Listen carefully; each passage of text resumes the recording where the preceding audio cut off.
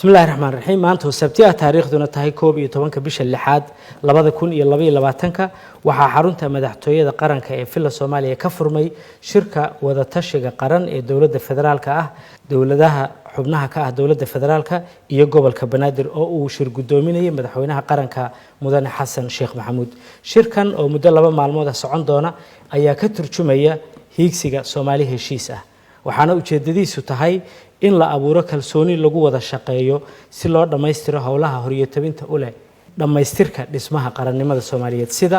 arrimaha amniga dastuurka federaaleynta garsoorka iyo abaaraha waxa shirka ka qayb galay ra'iisul wasaaraha xukuumadda federaalka Mudane Maxamed Xuseen Rooble iyo madaxweynayaasha dawlad goboleedada iyo gudoomiyaha gobolka Banaadir shirka oo bari dhamaan doona waxa ka soo bixi doona warmurtiyeed ay si wada jira u soo saaraan madaxdii ka qayb gashay wad mahadsantihiin